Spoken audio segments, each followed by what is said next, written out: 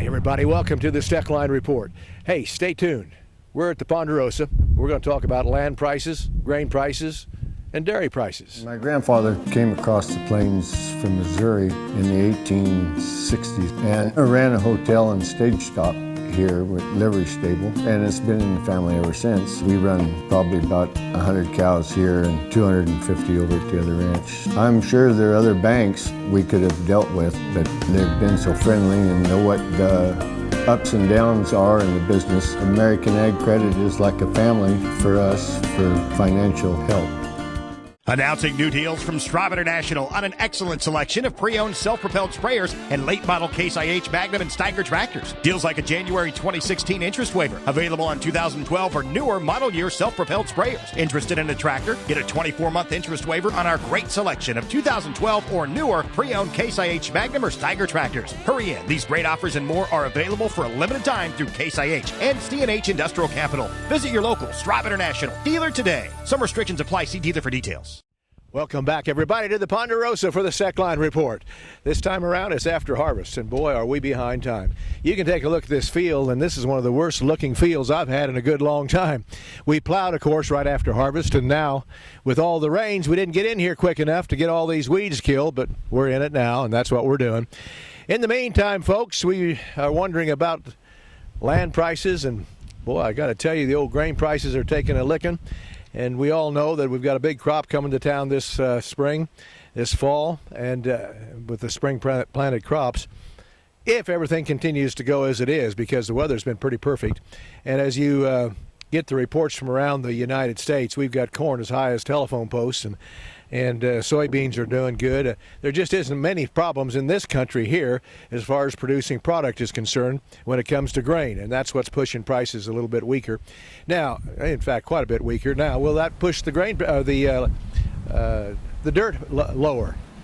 Farms are selling it in the Illinois, Iowa, Nebraska area about the same as they have been. Maybe a little weakness here and there. There's some weakness here. In fact, yours truly, we just bought a quarter of land last night, and we paid $3,000 an acre. It could have brought $4 a month or two ago. So the shine is gone from this land price, and in fact, there's been a meeting in Kansas City that the Kansas City Federal Reserve Bank had, and guess what some of them were speaking about there? It's talking about higher interest rates. Attendees at that agricultural symposium a week or so ago agreed with Bank President Esther George's statement, and listen to this: getting interest rates off zero relatively soon is appropriate in terms of current economic conditions. George noted as Federal Reserve asset purchases come to an end, it'll be important to lay the groundwork for a more normal rate environment. Zero interest rates, he says, are appropriate in a crisis, but he says the crisis is over. Of course, he isn't farming. He ought to be out here trying to make a living on $3.50 corn. He'd probably have a different idea about interest rates. But in any event, that might be a tip-off, folks, that we've got some problems coming along if they start talking about higher interest rates. In the meantime, that depreciation bill in Washington, not going anywhere. And if it does, I don't think it's going to get anywhere. It's House Bill 4718.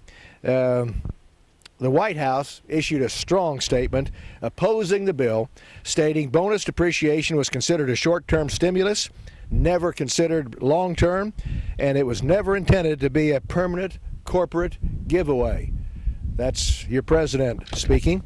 In the meantime, why is it tough to predict acres and yield this year? Everybody's disagreeing with USDA as far as what number of acres we have to corn and soybeans and what kind of yields we're going to have. I think we're going to have record yields. But I got to tell you, there's a lot of acres that were not planted because of lateness, too wet in corn country. And that's what people are concerned about. The next report may give us an indication a little bit better of what's going on. In the meantime, folks, record dairy production. The U.S. is way up. I got to tell you, it doesn't look like we're going to have any problems finding milk in the grocery store, and probably at lower prices if this continues. We just have way big, the per cow milk production's up. Everything's higher when it comes to production, including evidently the number of cows too. So keep that in mind if you're a dairyman. and keep us in mind here at the Steckline Report next time around.